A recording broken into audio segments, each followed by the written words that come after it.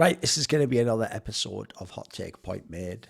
And as usual, just us three. There's never been any guests on this show because here's the thing. I'm not adverse to the idea. I just feel like, one, it would be the easiest show in the world to completely put your foot in it and ruin everything forever, potentially.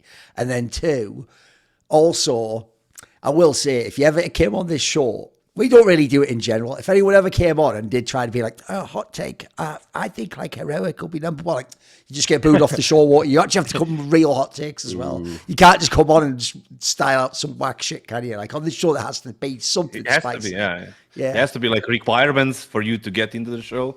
So if you fill out those, then yeah, you can be in it. But exactly. No, and people, no bias takes. Well, okay, and no mild takes. Yes. It has to be hot. Also, I guess technically I am forgetting. In a way, inadvertently, the whole world is auditioning to be on this show. It's just not directly. You know, everything they say could be, you know, grist for our mill. Don't realize that if you open up this door to you making hot takes, your Twitter replies are just going to change for the rest of your life. And I don't think people are ready for that smoke. Like other casters or analysts in this space, sometimes I just feel like if they had to go through what us three have to go to regularly on social media, they just wouldn't even, like, how would they even make it through every understand. Listen, within a second you even hit enter, as it were, on the hot take, already you've got people over 20 years younger than you calling you little bro. That's where it starts. That's not even as dark as it gets. That's just where it's, if you can't handle that, don't even continue on. Like, abandon hope all year you enter here. I am now in the realm of getting like messages and threads and everything about the games that I don't even watch or comment on. Okay. It's like, you know, G2 wins or G2 loses. There is a thread like kassad, come, whatever, right? Just, why? I'm not even saying anything about the game. And it's just like, that's the world that we're living in right now. I do like the people, though, who don't get that. It's like your Twitter feed and you're just saying things that are interesting to you because they'll just tweet, like, as you say, like, apropos of nothing. It'd be like, yeah, what about him today, Kassad? How about this game? Why are you calling on this game? Like, it's like, bro, I just picked the ones I'm interested in. It's not actually like my phone number. You're just dialing me up. Hello, what about today? What's going on in this match? Well, it's not request a fucking opinion, is it? People are adding me over games that it's like, okay, I guess I have to go back because of Twitter user egg like 372 is asking me my opinion on this round. Like, okay, Jesus. Anyway, well, that's the polite version of the message. So yeah. Anyway, let's start this particular snowball of shit towards our reputations. Go on, Kassad, where we start. I'll start. I'll take this one, and I'm gonna be directing it to Maui, one of his favorite orgs, and that's Liquid and YEKINDAR. Okay, you might be stealing my text. Okay. And that the fact that he made the biggest mistake in his career by taking the IGL role. Okay. Like, there is so many things that are wrong with that decision that I don't even know where to start. First of all, the guy is like, okay, let's talk about his performance in the past year too, whatever, right? He has been the star player, he's been the aggressive player, like a modern type of you know, super aggressive player, sharp, fast, you know, and a big personality, kind of a Stewie 2K, just upgraded version of it when in the time when he was actually playing good. And obviously, what's great is even Kassad's throwaway characterizations contain so many minds that could just trigger people right there. Like, yeah, was it a diss to Stewie 2K? Was that a compliment to YEKINDAR? I don't know, but keep going. We mastered this craft, this hot takes right now. The thing is, like, he has a big personality. He likes to be in the spotlight, and that's fine if you can cover it with your performance. But right now, he's not doing it. He took the IGL role, and he's absolutely the worst player in that team by far, right? And then just imagine a person who is thriving when he's full of confidence, when he's doing his thing, when he's fragging. And for him, obviously, to be the a confident guy, he needs to have his numbers, right? And it's not like he's a super experienced IGL that's gonna, like overcome this mental, thing that he has to overcome. And he's just going to be going deeper and deeper into the hole because he has no numbers. And it's going to be even worse for Liquid right now. Yes, they played solid Blast. They didn't make it. They lost to Astralis. So basically, it doesn't count. Also, Blast is a banana cup anyway. It doesn't really matter. There you go. So you knew that was coming about what? It's all good. It's actually bingo card check. There you go. It's actually a tournament. It's like a boot camp with prize money. It sort of is, though. It's so true. Anyway, can't deny that. Blast catching strays anyway. So, but the thing is, like, with YEKINDAR, he kind of put himself in this position where he is like lost all of his value as a player right now. Like his main value was like he's entering, he's like making these moves early on. Right now, he's basically worse than art.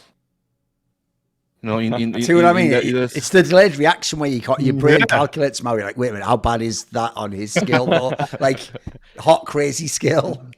The thing is, like, Patsy is obviously right now the aggressive one, but it also, like, for me, it just doesn't make any sense, the move that he made. I think he kind of put himself in a very, very shit spot for the future of his career. I mean, I don't know what's going to happen. Can he go back after he, fails as an IGL or whatever? Or he's going to take the Stewie 2K route and just go be a streamer or whatever it is and completely just disappear from the scene the way he did. So it's just a very interesting adventure ahead of YEKINDAR. By the way, one thing I'll just throw out there that people haven't even thought about is this is what a great guy Daps is at heart. He actually must have a heart of gold. He's recruiting people who don't even shoot you in the head. He's just like, he's so crazy, his ability to see human potential. He doesn't even need the guy in the video game about shoot people in the head to shoot people in the head. And he was right. So there you go. Put that in you. There's a hot take in itself. There you go. Yeah. All right. I for one want to actually see YEKINDAR succeed in this, because if he's gonna talk all this talk like he's the smartest player, like he's bringing Liquid out of the Stone Age, bringing him into the modern era of how you're supposed to play, and he acts like he's the one, he's this messiah that Liquid needs to rely on to actually get themselves some championships. I want to just see it happen now, because he does talk a huge ass game. He hasn't proved it yet. Like, that is for certain. We haven't quite seen the results that we've wanted, but this is the first tournament for them. This is the first group stage. Like we're saying, this is like a boot camp. And so if they're able to pull it together, we're going to have a couple things we have to admit later, but it's a huge if. It's a huge if, but if YEKINDAR is able to win a trophy, like, boy, so many of us are going to look so stupid when they're actually able to succeed with Rainwaker, which is the second part of this point, that the GMing between Daps, and I don't know if Joka Steve is working with him on it. I think they actually work hand in hand with picking these new players. If they're able to get Rainwaker a tier 1 trophy with YEKINDAR at the helm, I don't know who to even credit more. Do I credit YEKINDAR more? Do I credit Daps more? Do I credit Steve for going through all these demos, all this data to try to find somebody, some person that's just a diamond in the rough, let's say? But it's just that in some ways, I'm actually glad YEKINDAR took this over, because he's actually straight up putting his money where his mouth is. And he's actually, when he was kind of like, Nitro and I are both calling or whatever, well, let's see it. Let's see how you actually are as a primary caller now. Because so many times I feel like a lot of people are like, yeah, I'm chiming in with ideas here and there. I'm a little bit of a secondary, but then they never really like flesh it out, because I think there's some trepidation, some caution that a lot of players exercise, because they do realize if this falls flat, then they're going to look like idiots and their stock is going to go down so far. And so for YEKINDAR, he's playing right now with just this high variance individual style, and now he's making it even crazier. Like, this guy just wants to juggle a million things in his life, I feel like, because just playing the game as a simple entry fragger wasn't enough for him. So I want to see him get it done, because I just think it would be so ridiculous if he's able to put all of this stuff on his plate, and for him to come out with no land trophies prior to this, but then almost like improve his career potentially. What a crazy arc that would be if he's able to succeed. Listen, I'm always down to hate on YEKINDAR, especially when it comes to the output of his brain. So I'll take what kassad was sort of like hinting at there as well, which is the main problem here is not only should it actually fundamentally not work, like it looks like one of the worst roll swaps you've ever seen. Think about it, right? If you even asked someone who's a famous entry fragger who changed to IGL, Apex is the only one. And there's a reason he had to essentially tell everyone to suck his dick when he won a major, because he knew even when he won it, everyone would be like, yeah, but did you really call that well? You know what I mean? Like, everyone, he already knew in his brain, I better get this iconic moment out there because no one believes me. So the idea that you're going to rock up and do this is your job, Maui's right. The problem is it's the hype. It's like their trailer's just gone too far with what it's promising. It can't deliver, because he does make it sound like he's either Prometheus giving man fire for the first time, this will transform your culture, or fucking Moses coming down to the Israelites like, these tablets are what God says the universe is like passing it. That's him passing it to like Elige and Naf and that, like, I was in the top 20. That, shut the fuck up, this is how you trade frag. Or it's just like fucking 2001, like they're just like fucking it. Trying to just fucking figure out how to take map control. Then he comes in there with the knowledge of JAME infused in his brain, like a fucking star child. And then in that fucking Stargate, like, oh my God, his strats, They're full of stars. Obviously not Team Liquid strats then. And it all is just she heard Jim say about 3 years ago. Like, bruh, I don't even... First of all, what I don't get is this. Y'all can't make your mind up. Either he was just a secondary caller and it's just like his entries that are genius and he does like know a lot about the game there. Or it's what he himself and the rest of them imply, which is not only on those maps at the major was he calling, but maybe he was calling a bunch of the other maps. Well, which one is it? Because I don't hear anyone in the ones before going, oh, the way that Liquid's updated their T-sides is kind of genius. Everyone instead was like, is it Nitro bit played out? Like, well, which is it? Was that YEKINDAR or Nox? If that was him, then he was the one just doing average ass shit. So I just find it so implausible to believe. And unfortunately, I don't like hate the ambition to do it. I just don't know why it has to be Team Liquid that does this. Like, to me, this is such an unnecessary role swap as well. Like, this is where, no joke, like, I'm not even against him as a player. Just keep him in the team, not as the IGL. Bring in a real IGL. Wouldn't they be fucking cooking with gas with this lineup? They can actually probably do something. Because I have to say, maybe I'll make it a short one. I was going to have a very similar hot take, but it was going to be about how Team Liquid will do. And my prediction is, mate, it's pretty bad. Like, I think essentially, as long as this exact 5-man lineup is together, I don't care what the rankings say because it's so wonky as to where your players and how many points you get. I don't care what the rankings say. At no point in this team's 5-man lineup history will it ever be a top 5 team in the world. Not for me. There's no way. I don't think it's even possible. I don't think it's actually possible. No way. Like what you mean is like a proper top 5. Yeah, team, if you right? don't pause any point in history and say, like, right now, which 5 teams are you taking? You're never Absolutely. taking them, I'm telling you. I just don't, I don't see it at all for them. Unless Mau is like his point was like, yeah, I would like to see it, then we would all be wrong, and then you pointed at Apex, but after how many years did Apex become an AGL? Oh, like, Lord. He also had Sonic helping him as well, by the way. Oh, that reminds me, there's one last player in the world. There's one last thing you only needed was Ziwu, up-and-coming Spinks, and the greatest coach of all time. But then after that, it was fucking easy. Basically, just did it on his own. No, the other thing about YEKINDAR is this. It's like, bruh, I try my hardest with entries to think of it like, you know, being a wide receiver. There's creativity to the route running. You're trying to read the defense too. You know, you come, but a lot of it is just like, right, go through there. All right, like, that's it. That is a lot of it. And then it's like, it's nothing else to say. Like, it would be the meme, like, kill him when you cross there if you see him. Like, that's what a lot of it is. So some of it's feeling, you know, when you go in. I want to give him credit for that, but he does actually want to make it sound like he's a genius. Meanwhile, to me, he's just that guy in the nightclub that's a bit intimidating, who's playing the knife game, you know, where he got the hand against the table. And he's doing with he's just doing that really fast. And then instead he goes, you know what? I think my role's going to be not doing the knife game, but doing everyone in his taxes. It's like, that seems totally inappropriate. Your skill set was applied very well there. With the taxes, it's going to be shit. It's going to be shit for everyone. You, for all of us, we're all going to go to prison. We're going to get the taxes. You won't know the codes. You're going to get can you just go back to doing that fucking shit knife game? Like, why do people do that? Why does everyone believe that shit that Moses always used to say, Maui, that they can all do all the roles? They're like Casper, Fit, Dream, you know. Why do all pros believe that? They all do. Because they shoot really fast, Duncan. Because they shoot really fast. People in the head. That's why they know everything. They're always right. It's so sick, but that is the actual like foundational like fucking axiom of esports, Maui, as he said. I mean, Simple shoots faster than anyone. So yeah, listen, how dare anyone disagree with Simple? He shoots so fast, bro. That's when I see these fucking football players, right? And they're like preaching some shit and like trying to be like, you know, all knowing bullshit. Like, dude, you're kicking the ball since you were like 5 years old. What the fuck are you talking about? Yes. Just go back and kick the ball. That's all. That's exactly. You're doing that give and go. Is that the basketball thing that you're doing? It's like the Michael Jordan. Like, disregard the context of him like taking a break and all the gambling and all the shit. Like, he went to baseball for a year. What happened there? He was like a amateur. You know, but he was Michael Jordan. He was like, you know, shooting the ball into the basket really, really fucking precise. And then, you know, he must be really good in that too. Then obviously he failed and came back. But is YEKINDAR Michael Jordan to come back to his role and then win 3 major championships? I don't know. Full comparison.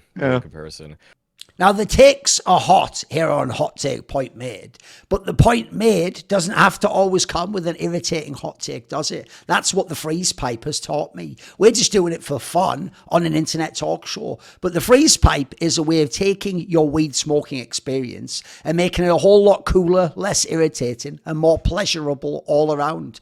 If you don't want to have hot, irritating smoke in your lungs while you smoke cannabis, get a freeze pipe from thefreezepipe.com, 10% off with the code LFN. And what you do is you take the food safe glycerin chamber, put it into the freezer section for just an hour. After an hour, you put it back into the bong, dab, rig, oil rig, or bubbler, and then when you smoke your cannabis, it will be cooled by over 200 degrees, and you just get to have all the enjoyable parts of smoking cannabis without the annoyance. So turn your cannabis smoking experience into a cannabis smoking experience with thefreezepipe.com. 10% off with the code LFN. Okay, let me go out with one of mine. Also about the in-game leader role. This one, I think it kind of flew under the radar a little bit more in the roster moves of the offseason, but it's one where I was kind of taken back when they announced it, because they brought on what, Afro and Dexter onto Fnatic, yeah. And they said that Dexter is going to call over mezii. And so my take on this is that I don't think this is necessarily a bad move by any means, but I will say that I think mezii was a better caller than Dexter. I think that mezii had worse pieces when he was playing with Fnatic. And you look at some of the tournament results that they had, like Maus went one state or like one placement higher at the Rio Major, but look at what mezii was working with there. When you have Roy, Nikodas, Fasher, and Crims versus Dexter, who is using Frozen, Torji, Exertion, JDC, give me the Maus lineup all day over what mezii had. And the thing is that I think mezii's calling had more layers, better structure. It set up players who I felt like were worse at the game. And so I thought like the Dexter style of calling was kind of a problem for Maus for a while. The way they would just default and sometimes just die alone, and then they had to like kind of simplify their playbook. And then mezii from the get-go had a pretty advanced way of calling the game. And now that they're bringing Dexter into the lineup, they have announced that Dexter is going to be the IGL. And to me, that's sure, you'll enable mezii to play a little bit better as an individual now, but I truly believe that mezii's style of calling was better than Dexter's. I don't know. I feel like there is a scale for Mauisnake. It's like to 1 to 10 from like the normal, like hot take, and then fire, and then, you know, beyond realms of any kind of sense. And you were about like 3.5 out of 10 on this one. I mean, his take essentially was mezii's a little bit better than Dexter, which is like, which is, yeah, very I know at the end you just like, is that what? It's the first one back. I thought he was cooking. I thought he was cooking. What was going on there? It's like, yeah, it's very mild. It's like 3.5 okay. Maybe. You kind of feel it, but it's not really, you know, it's just a little flavor. I mean, look, don't get me wrong. If Dexter's watching, he's incredibly hurt right now. You know, he feels like being given him a chance, but everyone else is like, all right, I guess you can have that one, I guess. The thing is, like, I think you're maybe a little bit, well, it's 50-50, but maybe you're a little bit wrong there, simply because I think you are evaluating Fnatic's results based on their placements and not based on who they played in those tournaments that they placed high. Because if you remember the Rio Major and whatever was after that, it's like how the way they qualify for Paris. And it's just, you know, they haven't really played super well against top teams for you to say, or not that you, but just anyone to say like, oh yeah, mezii is, you know, better than Dexter. And Dexter, on the other hand, he led that Maus team, and it's, they had mixed results all over the place. It's just the academy players and all these things that happened in the previous, 12 months, I guess. And overall, I would say if I had to scale them, it would be 53-47 in a favor of Dexter. Because I don't think he's that bad.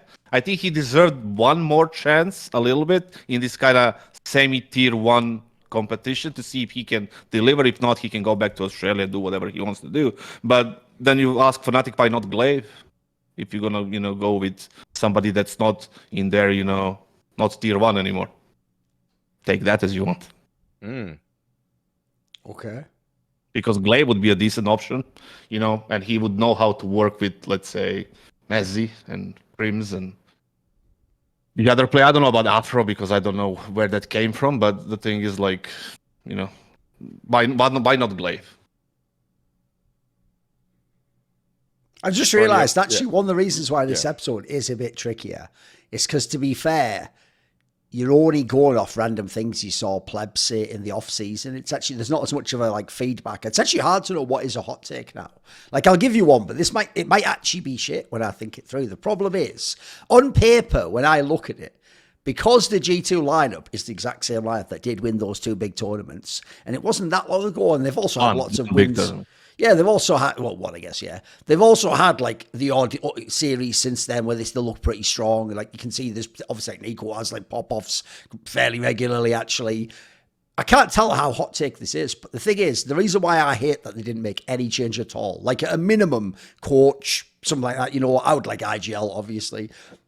The reason why I think it's criminal they didn't make one is I actually don't think this G2 lineup will ever win another trophy. If they just keep this 5-man lineup, I don't think it'll win a tournament. Like, the problem with them is they still, to me, don't have like consistent identity and strengths. You know, it's just a bunch of good players. And good players can get you quite far. Like I told you, they still win the odd big series. They're still a threat to go to the semis of a lot of tournaments, but I don't think they'll actually win any more tournaments. That's my hot take. I could certainly lose that, by the way. They could do it. You want to take this? I want to savor this moment a little bit. Yeah, you can take this one.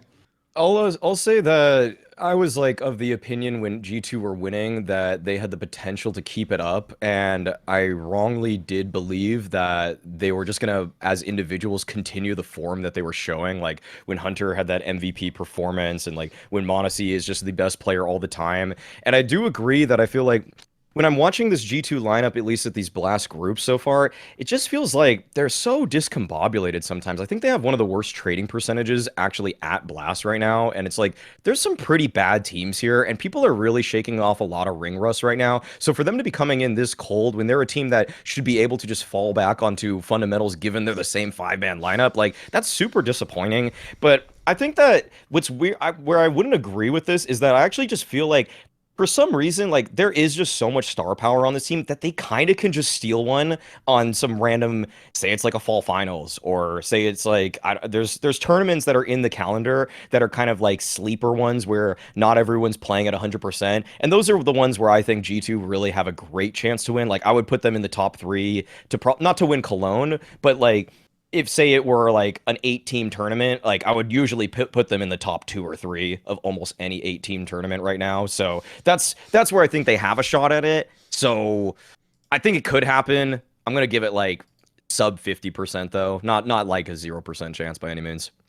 Well, I guess I will illustrate this. This is, I think this water that I'm drinking right now is a bit hotter than that take, to be honest. It's just a little, maybe they're just right about it, because that's absolutely the truth. Like there is no way they can win an event like a real event. They won that glorified golf tournament they won in December, but the thing is, like, yes, Katowice, they overperformed. We all know that. We saw that after. Now they didn't extend the contract with their the performance coach Edward, and it's just like you see that on their body language is so bad. The energy looks so bad right now. I had a hot take going, about NiKo, but I'm gonna save it for maybe the next episode. But the thing is, like, he himself, he doesn't really look very energetic in this matchup, even though he's popping off and having like a stick amount of frags. It's like we saw the game against EG, that was like it's like a horror movie, just a nightmare to watch. The thing is, like, I don't think they're gonna win any events anymore, and the reason why they didn't change anything is, I don't know. It's beyond me. What is that org doing right now? Actually, I know a couple of things behind the scene, but not too much, because obviously, it's a kept secret apparently. But the thing is, I don't buy into this ring rust shit at all. Like, they were not like bears. They were like hibernating for 6 months without a keyboard. They were all playing. They were all there. Like, yeah, and they all practiced before the event. So playing like that for me, and how they looked like on camera really showed me that what Duncan said is, like, there is no chance they can actually get into a final of a big event. Like, Cologne is coming up, and the Pro League is after that, and I'm not really counting this Blast whatever. It's just not very measurable tournaments to be counting anything on. So simply because when teams lose it, they're like, yeah, this was not our main priority. And when they win it, yeah, it's the great tournament. We played great. We played, it's just amazing how we did, and we need to keep it up. It's super important for us to win this. Like, it's so bullshit. But overall, no wins for G2 unless they change a couple of things, more than a couple of things. Who's next? Next hot take? Oh, obviously, real hot take now. Okay. I'm gonna address FaZe right now, and the fact that they did nothing, or they did very little. First of all, they didn't change anything, which was a problem by itself, because they're still living in this illusion they can just be the best team again, and I don't think they can. And the only change they made was bringing in NiKo as a coach, right? For what he's going to be stepping in Cologne, maybe he's going to take, I'm going to assume he's going to be taking over the role of a coach there. And for me, that is beyond nonsense. It's just not because NiKo cannot be a good coach. He can. He probably at some point will be, but it's not the way to do it. Like, there is two ways to do it. You want to avoid mistakes that Janko did, that Jason did, that Henry did. All of them had the potential to do what they intended to do in these teams, but they encountered problems they never seen before, and they lost motivation and just got driven off from this kind of part of the esports and went back to their original roles, right? And NiKo, he was connected to FaZe, yes, but not as a coach. As a coach, you have a different dynamic than as a player. It's just very different from sitting at the PC or being a type of a leader. NiKo is not a leader. We know that, right? He really isn't. Maybe he was like, he can lead by performance back in the 13 years ago, but as a personality, he's not like that, right? And he still needs to learn things. So there is two ways they needed to do this. The number one, NiKo, if you want to be a good coach, if you want to be if you want to pursue that career, that's fine. But you start off with something small, something smaller, right? A smaller, like Ninen team, something like that. You start there, be there 6 months, a year, whatever, and then move up, right? And then if you're doing a good job, you're going to be, very, very marketable, and people will go for you. Obviously, you have the connections, and you will be there. So that's option number one, which is less effective. But there is option number two. So if I'm a GM of FaZe, what's his name? I think it's Eric or something. I can't even remember right now. The thing is, like, if I go to Robban or Carrick and say, like, you think this is a good move? And I say yes. And then I go, okay, I'm going to do it like this. Robban, you're going to stay for 6 more months.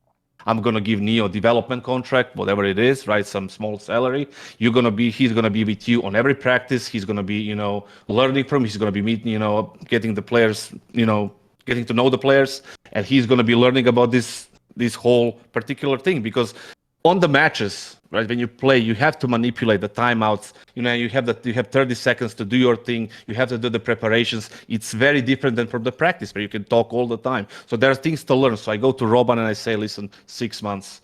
I need you for 6 months. Pay him a little bit more for those 6 months.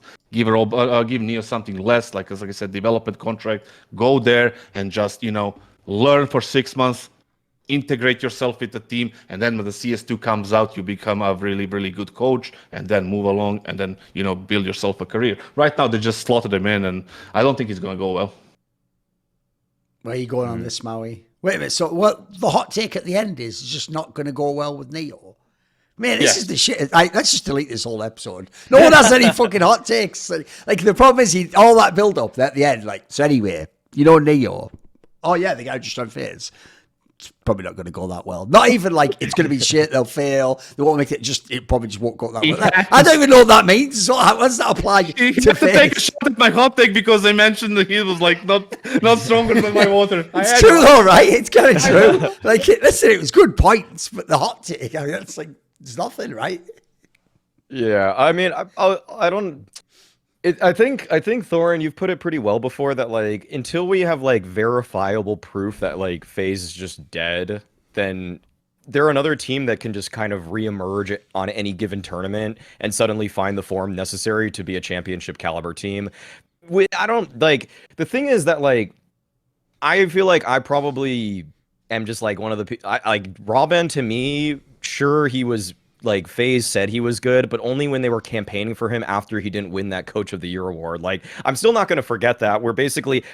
They won the major without Rawban. So it's like, honestly, is he doing a lot in the middle of games if like they're still able to win without him? And so for me, I felt like FaZe was one of those teams where like I didn't really ever care that much about the coaching stuff, because still, even after that brief time, that like brief couple months where they're like, oh, let's talk about Robin in interviews, they never talked about him again. They stopped talking about him because they know that it's not really him that's providing them all of the strats, all of the tactics, putting things together. It's Karrigan. So that's why they give so much praise to Karrigan. So for me, I don't think the Neo swap means too much, other than Neo gets to stay in Counter-Strike, and the people that are old school fans for this point could just like use him as a mascot and give everybody another reason to root for FaZe. So this to me is just a lateral change.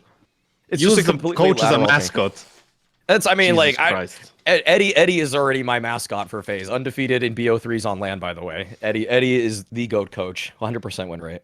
The problem is, I obviously agree. Like, I think this is a whack move. Like, one, it's not even like, even though Neo like was technically the IGL of Virtus Pro sometimes when they were good, he was never thought of as like that sort of a leader, like as kassad says. And so, to me, it doesn't even like the difference is everyone who was a great IGL in the game. Oh, I'll give you a chance to coach, of course. Maybe you're really good. Like, you have the fastest like learning curve of all time. It's just like, how do you speak as a coach instead of player? You've already done some of the leadership aspects. So my problem is, one, I don't see it. Two, you want it to be someone who's joining to be like, right, I've got a different perspective to Karrigan, so I'm going to give you, a fresh set of eyes, or like I'm going to counter call sometimes in the timeout. I don't imagine any of that's happening. So the worst part about this is where Neo has actually fucked up, because he's doing basically, put it this way, my boy Forrest, you probably heard, he wants to come back to pro play. No teams are giving an offer. It's not that I'm against it. It's just, if he does get the offer, guys, I want him to get the offer, but I know it's going to be shit. I understand those two things at the same time, because I'll give you the analogy using Neo from the movie that his name comes from, The Matrix. So the problem is, when he's just sat back on some who gives a shit, nobody Polish team, everyone can just keep telling him all day long, Neo, you are one of the greatest players of all time. It's excellent what you're doing here in Poland with this small project, trying to build up, the Polish scene and, rebuilding esports. You can tell him all that. That's great. You can just live in the fantasy world like The Matrix, where everything's awesome. Women in red dresses, skyscrapers, going to your work. Now the problem is, you're entering, Neo, what's called the real world. And in the real world, you're like, okay, it should be better, right? It's real. So you come along to FaZe Clan, and when the results start coming, that's like you getting your food. When they hand them that plate of food, it's just like gruel. Oh, disgusting. It's like, yeah, that's food in the real world. Yeah. Oh, in the real world, you catch what you kill. Yeah, you actually have to be good. Like, you need to go back and have the stake in the fantasy world where everyone just tell you all day, like, all CSGO royalty. Like, you're a genius. Oh, everything you did. Oh, do that lie that they do. Like, like the Jordan would score 50 now. It's worse than that. They tell guys who actually technically know they're old enough to play still, like, you're probably really good if you were still playing now. It's like, bro, he does play on stream. Like, we know he's not that good. Like, but they do that. They all have to believe the lie, because the worst thing about esports is one of the most awkward things about our sport is, like, in hockey, like, one of my favorite players was Jaromir Jagr. I'm not joking. He kept playing into like his mid-40s because he was just such a physical specimen. There's nothing like that in esports. Like, after actually 3 or 4 years, most people aren't even good at the game anymore. It's why people like NiKo and Simpler Device are like aliens, the longevity they have. So the sad thing is, I think not only will this not work at all, actually, I do get the angle that he's a mascot. It's like, essentially, we are just saying, like, you know what? I haven't got any ideas for how to fix the team, but do you want to just give Neo some money because he was really sick at 1.6? Yeah, fuck it, go ahead. All right, cool. Hey, Neo, come on in, mate. Yeah, you're getting the money, it turns out. Like, you shut the fuck up while we're playing. Like, what's the point of this? Like, by the way, if that actually had to be like a super sick coach signing, obviously not like my joke tweet, Glaive just coming in, but if it actually had to been a sick coach, that would be pretty exciting. The same FaZe lineup, all that potential, but some, like, different thinker or something. This is a bit of a tangent, but we need to start having on timeouts for tac timeouts, split screen cameras directly on the coaches, because so many of our narratives are driven based off of, well, they called a timeout and Daps isn't even talking. But like, I talked to Daps one time, he's like, I did talk in that timeout. It's just that they didn't even show me on camera. So like, because I feel like when they see a timeout for for FaZe, and then Neo's just kind of sitting behind them, not saying a word, and Kerrigan's the one that's being all animated, gesticulating and everything, then we're gonna, once again, it's gonna reinforce our narrative that like Neo's not doing anything behind them. So I want to see the camera on him the second the timeout is called, because or else I'm just yeah, he's just a mascot to me until proven otherwise. By the way, you know when you get people on social media where it's like they obviously haven't used it before, and then you're just like, whoa, your style is really off right now. I'm not going to say who, but someone who actually is on the Esports Bet Twitter took a clip of me on like, I think like the competitive edge show I do with Semler, like the betting form guide. And then they have me where Semler asks me that like naive question of like, I know Inner Shine and Robin are both gone for FaZe. How will this affect the team? And obviously like that's like a Semler like slash HLTV level take. Whereas if you know me, it's like, I don't think actually they did anything, but all right. Yeah, I mean, guess. So I just explained like, well, here's the thing. Let's be real, Semler. There's a reason no one actually thinks Robin was the team coach of the year last year when his team won all the tournaments and all the, you know, almost won the Grand Slam. I do this whole thing. I explain why I don't think it'll really affect the team or whatever. And Carrigan did it all anyway. They take that clip and they actually tag Robin. Like, what did Robin like contribute to FaZe last year? It's just like that clip only. And I'm like, holy shit, bro. Like, what if he watches it? Like, don't tag him. Like, don't. That's just not obnoxious, but don't tag him actually in it. It's basically just pure criticism. It's like, it's not even like any counterbalance of me. Like, oh, he was really good in this. It's just like, did he do anything? Anyway, here's what he brought to the game. And I think he was like, Thorin explains why Robin wasn't the coach of the year. Like, that's not even the context of what I'm saying either. Like, so, mate, they can get you in trouble. That's all I'm going to tell you. But spoiler, I actually don't know what those people did. Like, that's why the thing I always say is, to me, the angle that was necessary, maybe it isn't necessarily anymore with Carrigan now, is that Robin brought like the man management element of like he used personalities and could be like the older brother or whatever. So maybe there's that angle. Maybe he brought that. I mean, like that other guy, that Inner Shine, is that his name? It's one time he tweeted about me something. Like I posted like, all right, fuck him then, kassad. Right, fuck this guy. We hate this guy. Start the war against him. Exactly. Yeah. The thing is, like, they have a tweet against you, mate. That's the line for me. That's your like strategy. Like, yes. I just absorbed it. Like, you take one shot and just rain down on him completely until he surrenders. You know, it's just crazy. But he did say something like after my video about coaching and how it needs to be restructured and like the analysts are not really doing anything. He tweeted something like, yeah, just because like we are not doing it your way doesn't mean it's wrong. And then they go to the major and they go to 0-3. Like, I didn't even want to bother them. I didn't even want to bother. Okay. But the thing is, like, I don't even know. How's my win now, dickhead? How's my win now? Let's see. I have people from Australia, semi-finals of a major. You have all the sick players.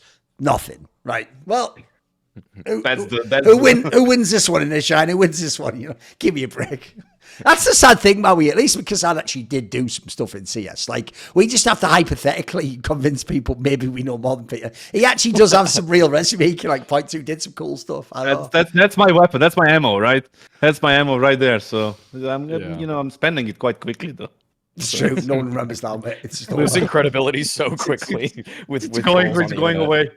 Hot Take Point Made is brought to you by eSportsBet, the industry's leading crypto odds matrix, as well as their classic first-time deposit bonus of 50% up to 100 USDT. If you don't have any crypto, there are ways that you can get a free currency that you can exchange for USDT. What you have to do, and this is only available for a limited time, is you can go and do the following. Sign up using the eSportsBet link in the description box below, and then join the eSportsBet Discord, discord.gg/esportsbet, and you can get 10,000 ESC.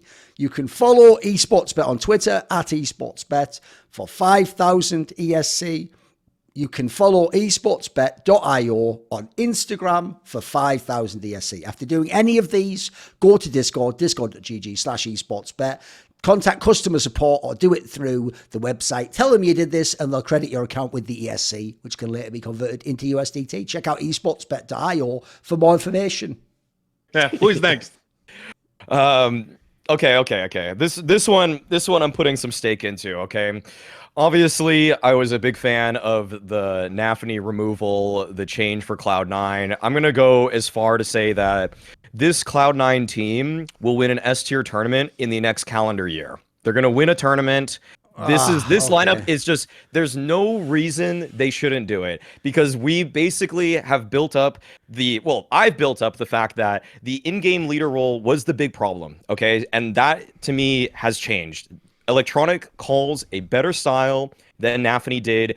And we kind of can't have our cake and eat it too with this kind of thing, where we want to trust Blade for so many things that he says. He talks without a filter so frequently. And then when he brings up this quote about Electronic being a better in-game leader than Boomich, I have to trust him now. I simply have to trust him, because so many times before we have heard him just say things where we're like, wow, you're not even really like trying to big up your players. You're actually saying some pretty negative stuff about them. So he finally says something positive about one of his players in Electronic, that he's a better caller than Boomich.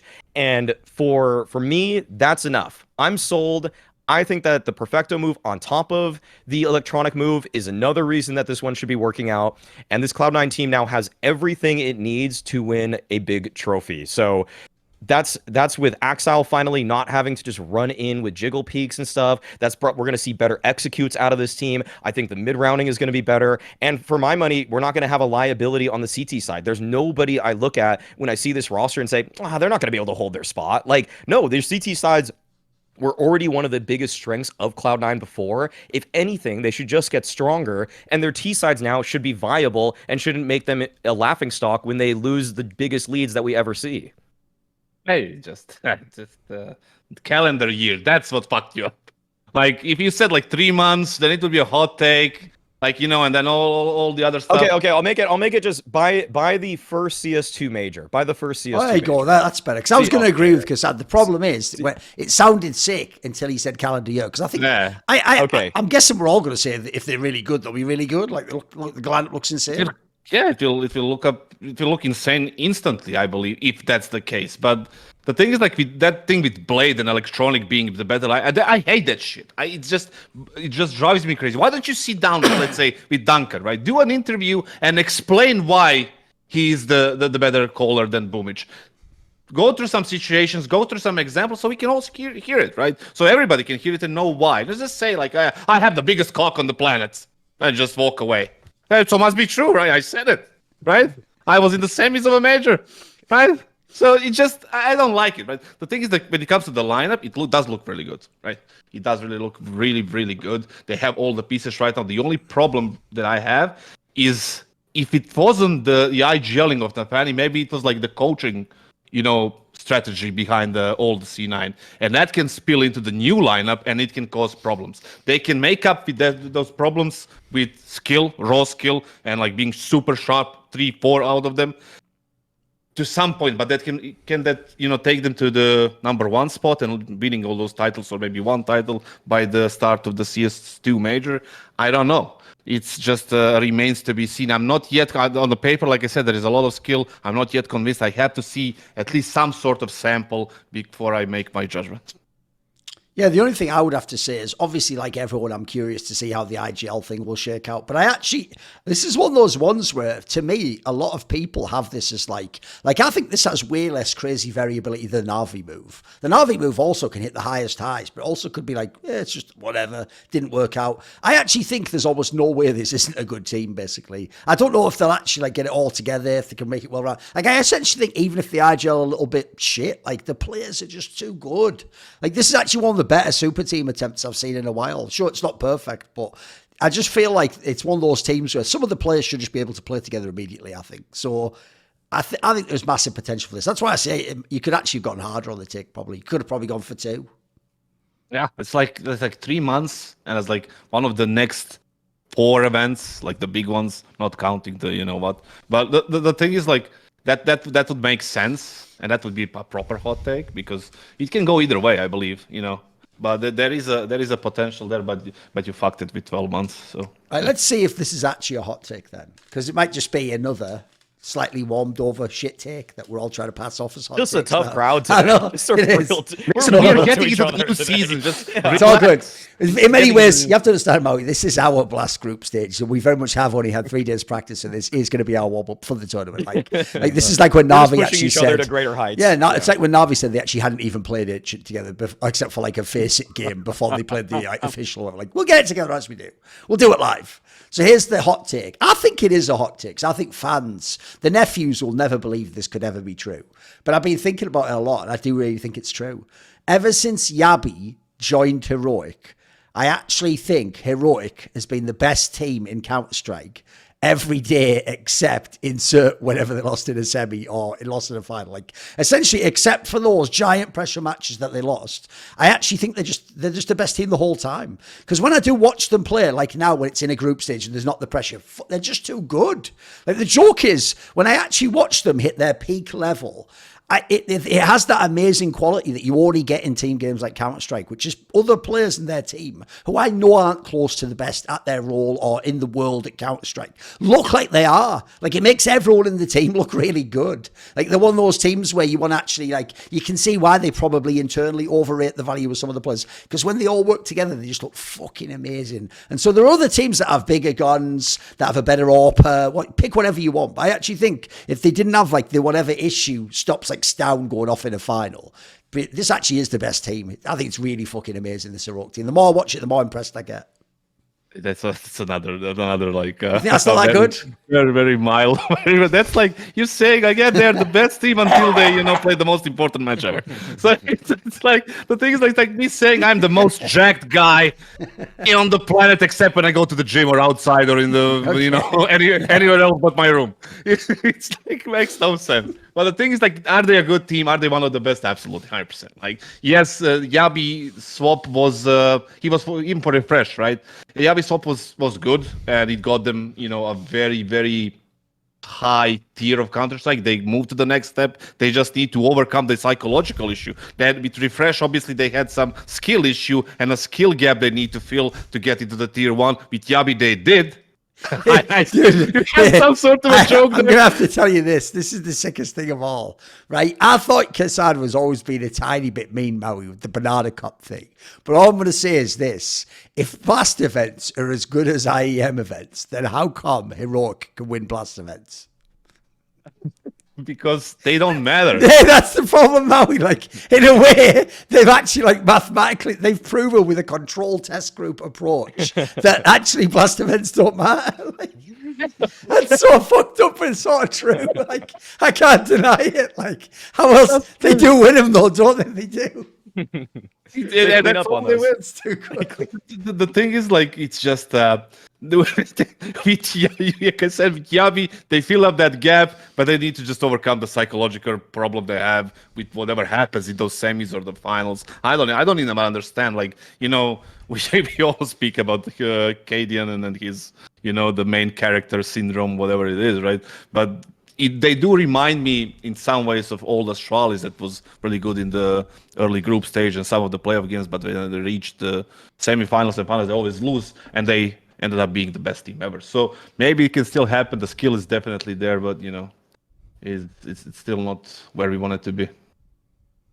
They're just verifiably the best in terms of teamwork. If you include the fall groups that are going on still right now, although they've already finished play, of the last 5 events they played, so the fall group, spring final, IEM Dallas, Blast, Paris Major, and IEM Rio, not the major, but the event itself, they were in the top 4 every single time, and usually top 2 of just trade percentage. They barely ever let teams get a free kill on one of their players. Like, they're so consistent at making sure that they're not just taking individual duels. And that's really where, like, a lot of teams that we see are higher variants, like G2, like FaZe, fall off, where some days they just aren't playing good team CS. They just don't have great fundamentals all the time. They slip up, they relax, but Heroic just never seem to relax, except obviously when it comes to those big pressure games. And that's where it's just, like, also not a hot take, because it's like, they're obviously fantastic until they start choking and then lose all of their fundamentals, which does seem to happen against teams like Gamer Legion and ones that just really have no business beating them.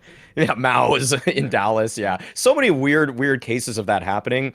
And I've I've talked to Heroic enough now, like sitting with Cadian on a flight. I talked to Tessus after the Paris Major in depth. Like I talked to Stown after Antwerp Major a lot. Like too, like a lot of these guys, like they all recognize that in these big pressure moments, their comms are just not they're simply not as good. And I think that until everybody, like, it's so strange because you just don't want to change anything. Like there's no way you should say what's going to level us up again. Like, you already found that move. You did the Yabbi for refresh move, which was a little bit questionable at the time because your teamwork was so good. They were able to integrate Yabbi into the system, and he actually has been a great player for them as an individual and playing within the system. And so it's just so tough to like read Heroic sometimes because, like, yeah, we want more, and we know that they should just be cleaning everybody up. Like, they should basically be in their Astralis era right now. Like, if they could play the group stage CS that they have and they're capable of, this would be a closed case. And I would then have to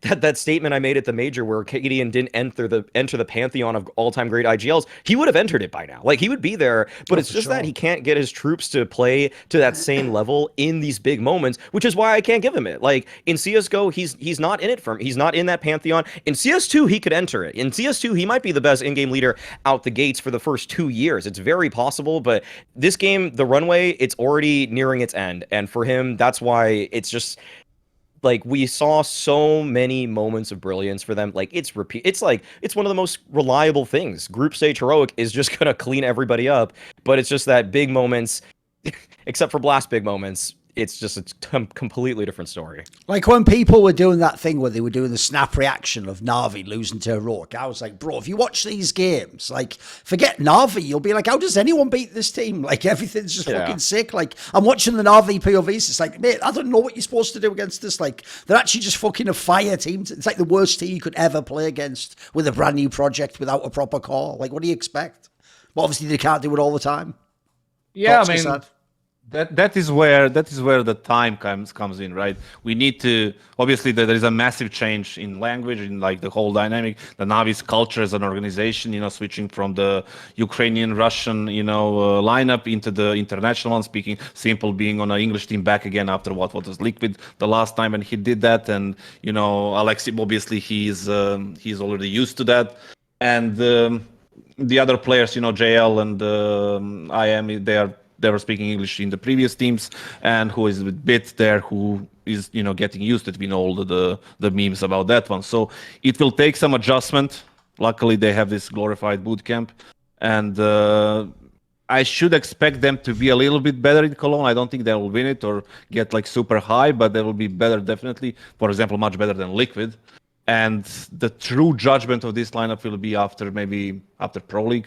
Then I will actually say like, listen, this wasn't bad. This wasn't a good idea, or it was like a perfect storm that kind of set up. And they do have the good pieces, right? All of them are pretty good. And this is the final shot that for Alexi to prove to all of us, or actually to all the haters, and actually, make us look good, because I think 2 out of 3 here, the other people here, they're kind of pro Alexi in a way, right? I know you, Duncan, and me are pretty much on that train. I don't know about Maui, but definitely this is the last chance for him to actually do something, because he is the best player of all time in his team.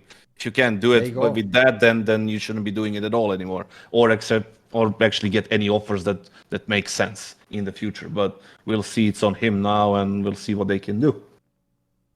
It's my turn again? I think it is.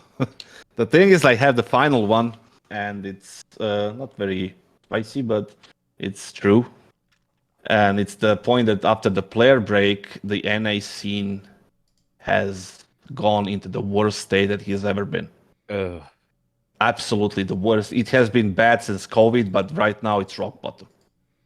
Right now it's rock bottom simply because Liquid is major European. The core is European, CIS, whatever. And Elige, one of the best, if not the best player of NA of all time that actually played the Counter-Strike, is now in a ridiculous team that cannot do anything, even despite what he's saying. Like, it's gonna be the ceiling for them is gonna be qualifying for the major, but maybe now that NA is in a shit state, probably won't be a problem. And I think that they won't do anything past that unless they change something and get something done. The other teams, they're non-existent. If you go through North America, we can't count Furia in because, they're Brazilian. That's South America, obviously. Imperial, the same. We have the North Americans in what sense as nouns, and that's it. Complexity. There is no more Liquid. There is no worse place from here to be, like, if you are the North American Counter-Strike scene anymore. So there is a couple of solutions that I said like multiple times they can do, especially when the CS2 is coming out.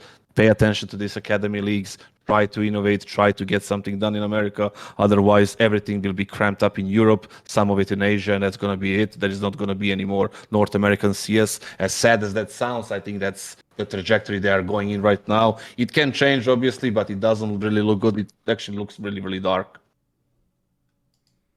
Yeah, it's just a good point. It's not like it's a scalding take, but it's just one that, like, it's salient. It's very accurate with where we are as a region, and I say that obviously being a representative of North American CS in some capacity, that right now the highest ranked team from North America is Complexity at 20th, because you wouldn't consider Liquid to be a North American team anymore, given that they have majority Europeans.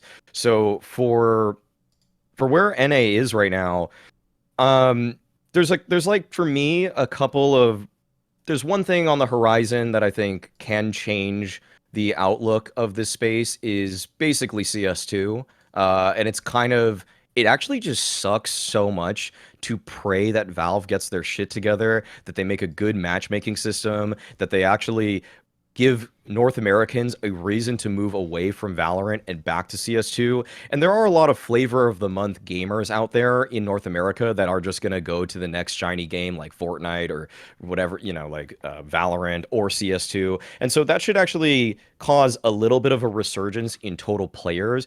But if the matchmaking is just busted and there's no good anti-cheat and people are immediately queuing up, like, where is the next wave of people? Where's that going to come from? It just feels like all of the talent in the TAC FPS space in North America is funneling itself still to Valorant. Like, this EG roster that they unveiled here is just working with scraps, more or less. Like, some of these guys have really grinded their way through North America in some ways to deserve a chance, but if you actually place it off of merit alone, there's no reason that they should be at the Blast groups. But obviously this is not the world we're living in. It's based off of partner spaces, but it's just that if this EG team had to go through qualifier after qualifier, I don't know how they're going to make it. I don't think they'd make it through, like, the EU RMR. Like, I don't think they'd ever qualify for the major. I think it's going to be good for them in North America that these guys got the call up, so they're going to be able to disperse some of the knowledge that they have or they gain when they play in Europe back to NA teams when they practice against them in the future. But it's just such a slow trickle down process. It's just like, it's so bad where we are right now, and I already said it just sucks to have to pray that CS2 fixes this. Like, that's kind of where we are right now, because until there's some serious injection into the NA space, like you're saying with a potential academy league, I don't see a way that this changes. The other thing to me as well is what fucks up NA right now. It's not just Liquid being gone. I mean, Cloud9's gone as well, like big orgs that have spent big. It's that EG is just fucking it up so hard still. Like, spoiler, all those things you heard about in the off-season, those weren't made up rumors. They really were, despite what they've said on Twitter about nurturing NA talent. Trying to make a lineup of like 3 fucking Russians, 28-year-old Jax, and then fucking Elise, the greatest NA player of all time. Like, they took that whole premise of building talent and they were just going to chuck it in the bin for a different lineup. I won't reveal why yet, but I definitely will one day. The reason why they didn't get the Russians, it's an absolute clown show. And then, spoiler, the Elise one, that's real, I've heard. He was going to he picked EG over Call, and he would be on EG. So the problem I have is this, right? Basically, it's fine for Complexity of the lineup they have. I mean, spoiler, they actually have the best NA team right now. The problem is Complexity, that's where their budget is at. There is a logic to stay NA. There is a logic to, like, they've got some of the better pieces in the region. That actually, and you can get Elise, but worth a gamble on in case he has a throwback year. Their lineup makes sense. It's EG that's fucking it up. People heard the stories last year. They still have big money in that team. It's the reason why why people like Valde chose to try and go to EG instead of taking offer from Astralis. Like, they have money. So the fact that they've just churned out at the last second, like, oh, yeah, shit, here's my book report. It's just like a half-written report on something else. That's what they've done with this lineup. Like, they're the ones that fucked it up. That's why, actually, that intro fucking skit that Elise did when he joined Complexity wasn't actually that funny to me. You know, the one where it's like him and Jason Lake, like 11:42. Now reports say that Elise is going to go to Evil Geniuses.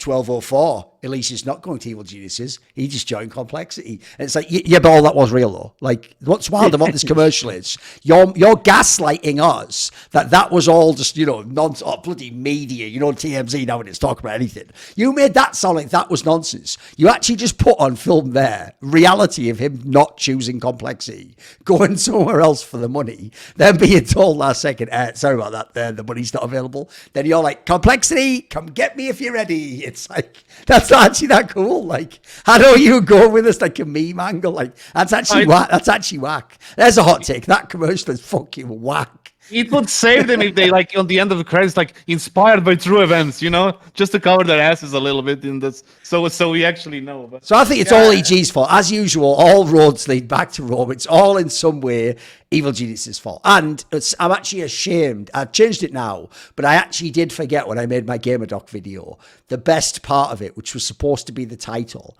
which was Director of Underperformance. But sadly, I didn't put that on original. But I put it on now. It's okay. I've redacted it Stalin style, and it always said Director of Underperformance. So it's all good. It's all good now. Saved it. But yeah, then I don't know. It's just, for me, is the... And it's just... there's some wild takes on this episode. Let's just review. Yeah. Right, Maui, NACS. Not really that good, is it? You know, what's his name? Neo's a coach. Probably won't be that great, will he? Like, it's just Cloud9 softball. There's some softball ass episode, yeah. It's all right, guys. Beer league episode. We're just gonna do the hampers. Like, we've only had 4 days prac, guys. We need some more time in the lab or whatever, you know. Yeah. We didn't even boot camp before this, guys. Yeah, we just showed up to play. Is that it? Is that the last take? Is that the last one? I mean, you can do it like the players do, like. You know, it's just try to make some excuse. We're just warming up, and it's like, you know, it's we're getting ready for the real thing. You need to be patient. Give us a little bit more time, and all this shit, right? We can manufacture one. You want to manufacture one here? We could basically do what's the most unlikely team that's going to come out of the Cologne play-in. Let's do that. Like, there's gonna be always one weird freaking team that makes it through, that slips through, and what is the criteria of crazy, you know, upset semis? No. Like just one that just almost qualify. is like He means like qualify. A random. Yeah, exactly. Literally gonna qualify. Like, I feel like, as in like Monty or Greyhound or someone getting through, basically. Yeah, I would pick, for example, my weird team is like Imperial. I think Imperial will make it through. You know, like, that just kind of like, this felt like a complete downgrade by most accounts. They lost their in-game leader in Fallen. They got Henny, who I still think is okay, and then Phelps, who's kind of been off the back of some pretty shaky performances on Fluxo. But I just think that in terms of chemistry, this Imperial team actually is, to me, like, a little bit better than people may think, but they're still not going to, like, accomplish too much. But I just simply wouldn't be surprised at all, because also look at their upper bracket, or their early game. They're playing Monty first, and then they're playing the winner of Greyhound Furia. I think they could win both of those. Like, I honestly think they could win back-to-back games right there. So that to me is the one that I think will sneak through. All right, I've got a question for you. This has nothing to do with the playing thing. You tell me, is this a hot take? If it isn't, then we'll just let it die where it stands, right? I'm trying to manufacture a hot take by taking 2 takes that on their own aren't that crazy, but combining them. So here's the hot take. In the next, I don't know if I'll say calendar year, let's just say next 6 months. How about that? In the next 6 months, Furia will be better than Team Liquid. Is that a hot take? Yeah, that's a hot take. I'll take that one. Yeah, because people are gonna think I'm hating on Furia, but I actually think there's a chance that lineup could work. I actually think there's a world it can, and it could be good. So what, you think by the winner player break, the Furia is going to be higher ranked or have better results? It'll just be a better team. We'll all, like, on all the normal metrics, like better performances, win a tournament or something. There you go. Whatever it takes. I don't think either of them are going to win any tournaments. It could win a tournament. But Furia could have some bigger victories. That's very possible. Yeah. That's a good one. It's a little like, yeah, you're not putting yourself out there to dry. Like, you're not gonna like hang yourself, but you're also just like, it's like, I see it being possible, but I would say they're the underdogs here. Like, Liquid probably should be better for some for a lot of reasons. Oh, but, I'll give you a micro hot take in just in Okay. the sense that I'm thinking of it right now, so I haven't got time to build a massive take. Just a quick one, you know. All right, it won't. I don't know if it'll be this exact 5-man lineup, but if Alexi B and Simple play together and stay together, they win the first. They win the first major of CS2. It's next year. just crazy. I'm going wow, I just want it on camera. They win.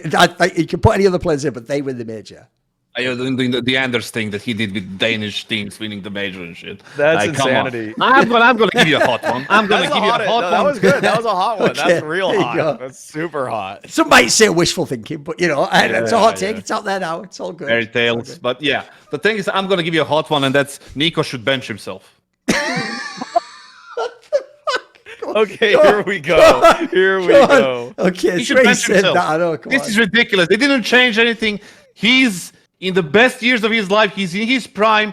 It's being wasted on Hooksy. It's being wasted on some other things. It's not being done right. He should bench himself right now after Cologne. Demand a trade to Navi. Demand Exactly. a trade for JL. If he Just- gets on Navi for JL, Oh, that mate. team is insane. That team is Just crazy. bench himself or go to the org and say, like, listen, I am the potential GOAT. I want this to be done. I want to do it. Because players like him, players like LeBron James, let's go back to NBA, Michael Jordan. But because let's look at Michael Jordan. You guys It's the are way like you. basketball. It's the way you explain it like that, though. Like, look, obviously, you just mean it as a throwaway comment. He's not really going to start the email like, "I, NiKo, the potential goat and #1 rifler of all time, address you." Like, he's not going to throw that in when he's saying it, is he? Like, Dear CEO, I, NiKo, am benching myself. Unless. Now the thing is, like, look at Michael Jordan when he was in Chicago Bulls from '84, '85. He had Doug Collins. They were like what, getting to the playoffs. The team was shit. Like, it was crazy. But he was by far the best player in the league. And then what happened? They kicked Doug Collins. They got Phil Jackson. He did the triangular whatever offense. They got the proper players. Jerry Krause did the GMing, and then he won 6 titles.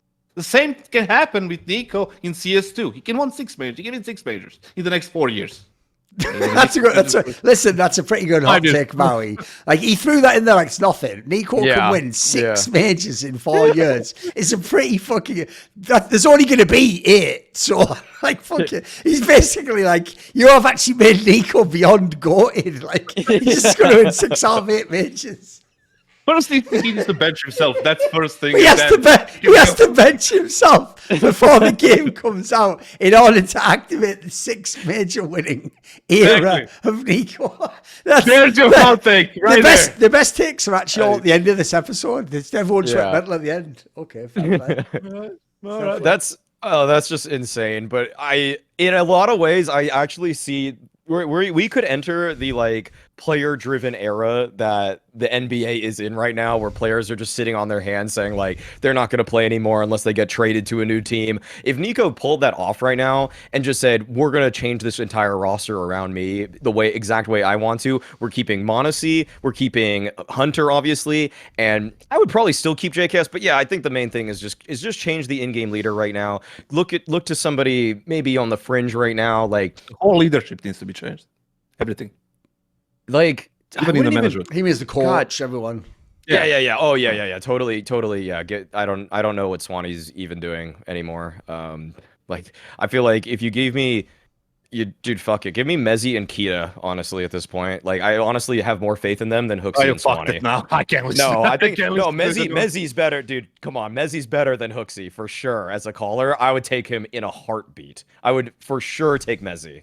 Way more to give. Well, if you line up against Hooksy, then you would take anyone, right? At this point. Yes. I mean, it's just not very a fair comparison. But the thing is, like, when it comes to the coaching staff, Swanee is like, I feel like he's a little bit over his head. Because from what I understand, he does have solid knowledge about combat, but he doesn't have the strong personality. It's very difficult to handle big personalities like NiKo's, and it's not easy to do things with JKS as well. And obviously, mezii is like a young player that needs to learn a lot, and it's just a very difficult situation for him. He would probably do well in a team like Big. He is German, right? Like, what's wrong with that one? I think there is options for him, but just G2 is just a little bit over his head right now, and I think that needs to change. Somebody who can deal with this type of situation. Zeus, for example. Yeah, give me for IGL possibilities. If in the offseason G2 got one of Shuhei, Tabson, or mezii, I would I mean, and I feel like I am just kind of throwing mezii's name in there right now. Yeah, but NiKo can be an IGL, dude. I said this a year ago. There's a hot take, right? Okay, fucking hell, at the end, they're all coming out now, right? There's a hot take. NiKo can be the IGL of G2, yeah? And they can win. They can win tournaments. Yeah, sounds a little bit crazy when you think about it. But the thing is, like, crazy. I said it before that he can actually IGL and he should. And they can win tournaments, yeah? Yeah, and he matured as a player, as a person, right? And he can do it. And he obviously has the experience to do it after all this nonsense that he has been through.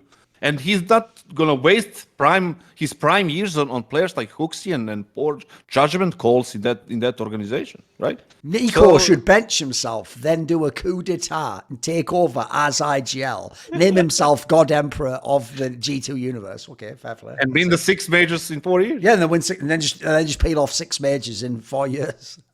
Seems no, legit. No one's even won more than 5. But like, okay, I believe that's already whacked that the pre gets to say he had 5. I know it's when I said 5 that I just got sad for a second because who would you want? Who would you want as the rifler for HooXi if NiKo calls? You said it. That's somebody aggressive. You said it. mezii is fine. Okay, yeah. mezii can do it. You know, if they had any kind of brain behind the decision they were making, Nerds would be a good option, and it would be fucking free, right? Just set him up. NiKo can IGL. He can use the space. He can do these things. And Hunter can play off him. mauisnake can play off him. God knows that JKN's he's probably going to be the last one, you know, to play on any kind of play there. So it makes sense. But no, they decided to stick with the lineup. God knows why. And now you can see them like on a fucking funeral when you watch the camera. It's a funeral. That's how it looks like. Like a wake. Just everybody's just, yeah.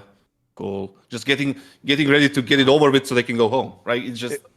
Oh, I just thought if they got exertion, that'd be so crazy. Oh, man, that would make my day. Somebody aggressive. I would say Nerds more than exertion. I'm not really... He's solid, but not that solid. Obviously, kassad almost fucked up, like, so he attempted to read their minds and goes, they're just waiting to go home. Like, really? And you are knowing this? How do you not know that they are just thinking about after the games? There are many different activities that the players can do. And not everyone is... Shout your mouth. I don't give me a Shout your mouth. Give me an actual break. Mate. I love that is in everything I post now. It's shout your mouth. Like, I can't get away from it anymore. The best. Best copy pasta ever now. Yeah. It's also just the way that, like, you didn't even just get wrecked. He, like, actually attempted to, like, give you advice. Like, just how about learn, you know, talk to smart people around you. Like, he's, in a way, it was almost like actually mad wholesome advice, Maui. It was like a PSA after school. It was like, you know, just reconnect with your support network. Trust in those around you. Like, they will give you the strength to continue on and improve. If you actually reframe it, it was one of the most uplifting messages from any big profile for years, even though it wasn't one of the most toxic things I've seen in quite a while. Nafany joins G2 as new mental coach. We're breaking news right now. Oh my god. Jesus Christ. Yeah, that would be fucking funny. Imagine if they actually got him as an IGL instead of HooXi. Oh my god. No, please. Oh, actually for G2. You just thought of it as a possibility and then just your brain kind of cooked. It'd be good for 2 tournaments. It'd be good for 2 tournaments, and then it would fall off massively. Like, what if NiKo became the IGL and Nafani joined just as an aggressive player? I'm actually more down for that. I'm literally more down for that. That's not even the worst idea ever. That's the maddest thing. I think that fits better, truthfully. Yeah, if you want to lose again every single tournament, that would be perfect. Because it doesn't make sense. Just never, ever. No Nafani, no HooXi, no.